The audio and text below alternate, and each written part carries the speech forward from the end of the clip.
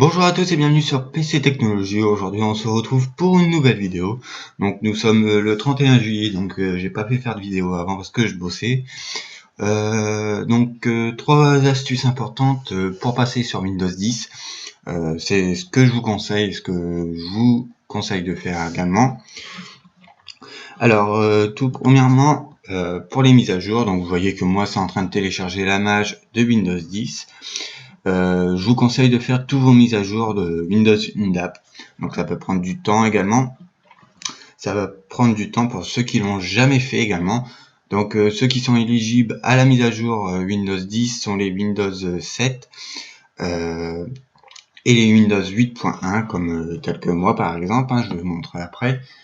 Donc vous faites rechercher les mises à jour, ça va prendre un certain temps. Je vous conseille de vous mettre également en Ethernet pour télécharger plus rapidement et de couper tout ce qui est connexion Wi-Fi pour optimiser la connexion et dire que vous allez plus vite. Si vous avez des mises à jour masquées, je vous conseille de les faire également. Vous cliquez sur la petite croix et vous faites restaurer. Allez, c'est parti. La deuxième étape importante que je vous conseille, donc on va se mettre sur petite icône, on va se mettre sur système. Donc vous voyez que par exemple moi je suis bien sur Windows 8.1. Donc vous allez cliquer sur protection système, il faudra bien sûr avoir les droits d'administrateur.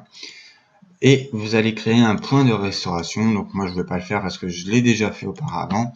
Par exemple vous mettez la date, le jour et l'heure si vous souhaitez.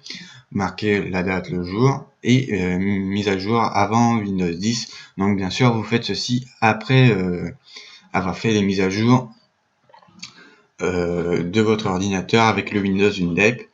Quant à moi je l'ai déjà fait, donc il n'y a pas besoin de le faire une deuxième fois.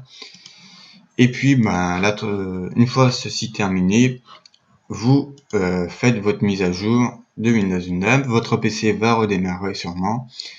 Quant à moi, je vais stopper cette vidéo là, je la reprendrai ce soir en espérant, ou ce midi, en espérant que la mise à jour soit finie. Pensez à prendre vos photos, tout ça par précaution quand même, sans une clé USB, on ne sait jamais, c'est une version d'évaluation.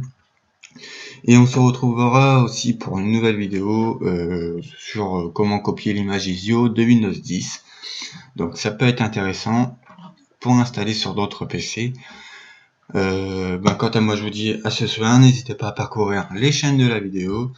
Et puis à bientôt. Allez, salut!